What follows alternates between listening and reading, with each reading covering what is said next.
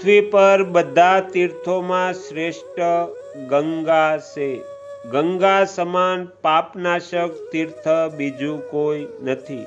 દેવી, તે દેશ, તે રાજ્ય, તે પર્વત અને તે આશ્રમ પણ ધન્ય છે, જેમની સમીપ સદા પુણ્ય સશીલા ભગવતી ભાગીરથી વહેતી રહે છે.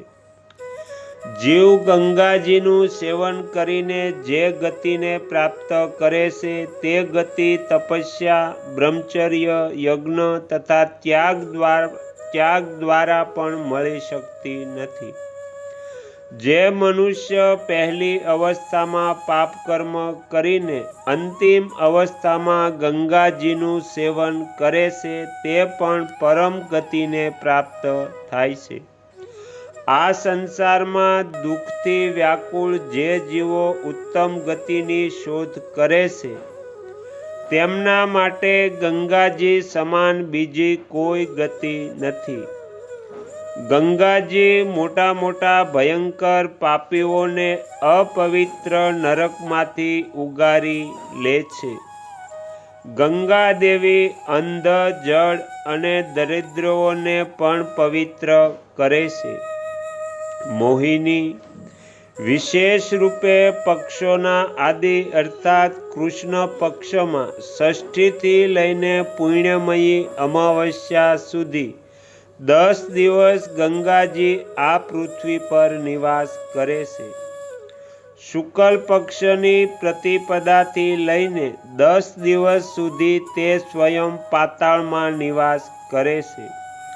પછી શુક્લ પક્ષની એકાદશીથી પૂર્ણ પક્ષની પાસમ સુધી જે 10 દિવસ થાય છે, તેમાં ગંગાજી સદા સ્વર્ગમાં રહે છે.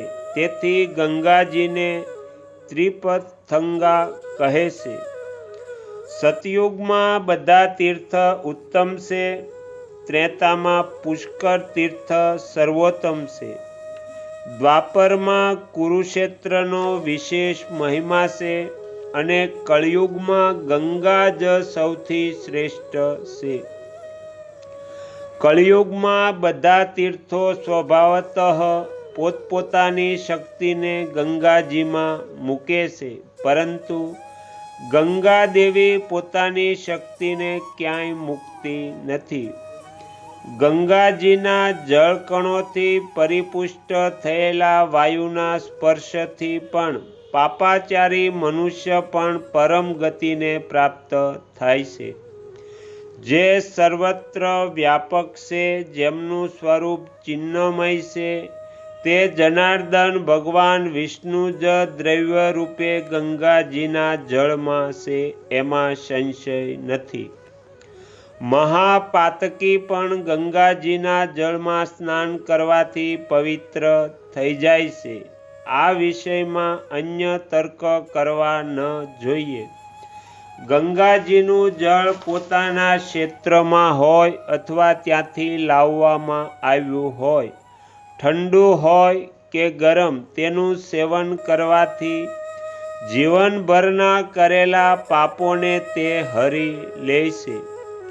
વાસી જળ અને વાસી દળપાનનો ત્યાગ કરવો યોગ્ય છે, પરંતુ ગંગાજળ અને તુલસી દળ વાસી હોય તો પણ ત્યાજ્ય નથી. મેરુના સુવર્ણની બધી પ્રકારના રત્નોની, ત્યાંના એક એક પથ્થર અને જળના એક એક કણની ગણના થઈ શકે છે, પરંતુ ગંગાજીના ગુણોની ગણના કરવાની શક્તિ કોઈનામાં નથી. જે મનુષ્ય તીર્થયાત્રાની પૂરી વિધિ ન કરી શકે, તે પણ માત્ર ગંગાજળના મહાત્મયથી ઉત્તમ ફળના ભાગી થાય છે.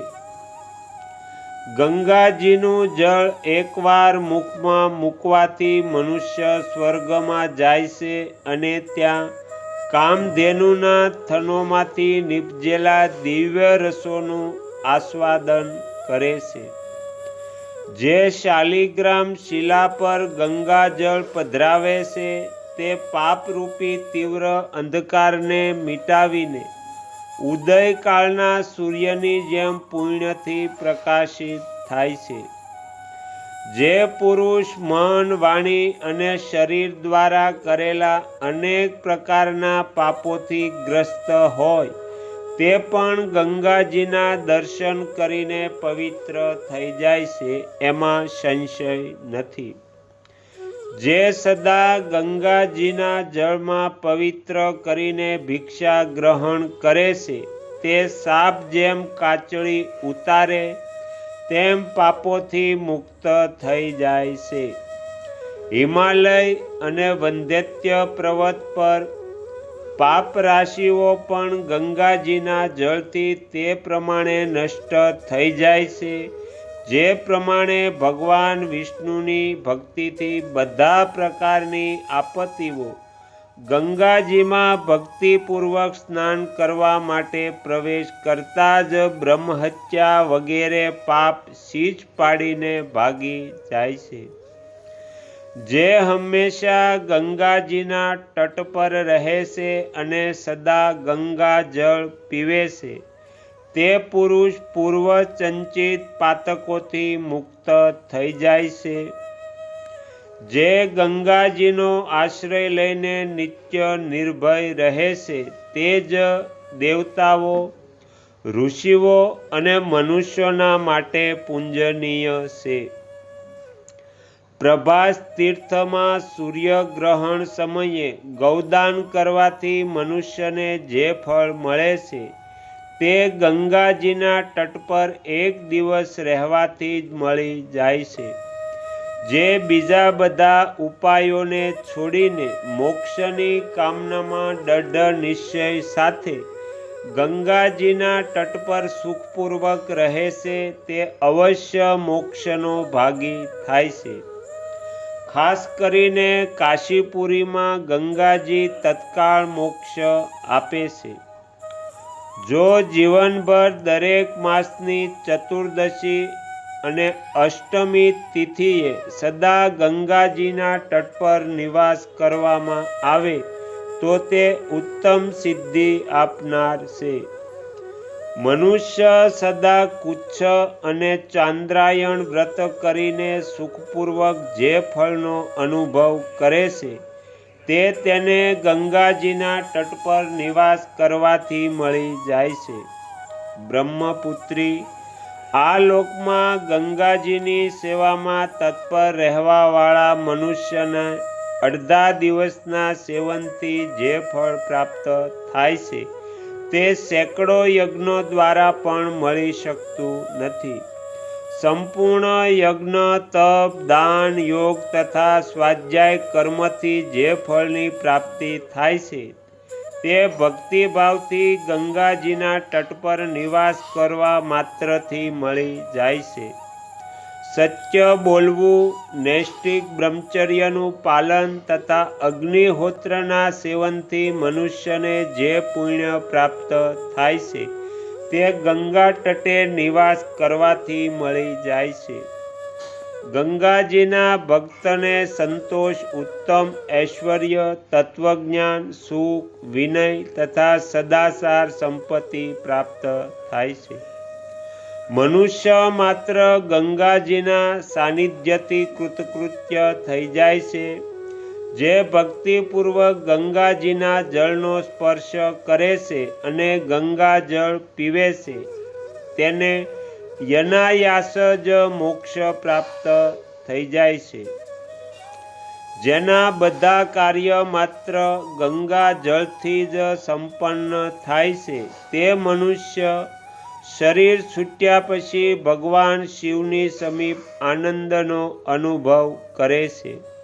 જેમ ઇન્દ્ર વગેરે દેવતા પોતાના મુખ વડે ચંદ્રમાના કિરણોમાં રહેલા અમૃતનું પાન કરે છે તે જ પ્રમાણે મનુષ્ય ગંગાજીનું જળ પીવે છે. વિધિપૂર્વક કન્યાદાન અને વિધિપૂર્વક ભૂમિદાન, અન્નદાન, ગૌદાન, સુવર્ણદાન, રથદાન, અશ્વદાન અને ગજદાન વગેરે કરવાથી જે પુણ્ય થાય છે તેનાથી 100 ગણું વધારે પુણ્ય હથેળીમાં લઈને ગંગાજીનું જળ પીવાથી મળે છે. હજારો ચાંદ્રાયણોનું જે ફળ બતાવવામાં આવ્યું છે તેનાથી વધારે ફળ ગંગાજળ પીવાથી મળે છે. હથેળીભર ગંગાજળ પીવાથી અશ્વમેઘ યજ્ઞનું ફળ મળે છે. જે સ્વેચ્છાથી ગંગાજીનું પાણી પીવે છે તેની મુક્તિ હાથમાં જ છે.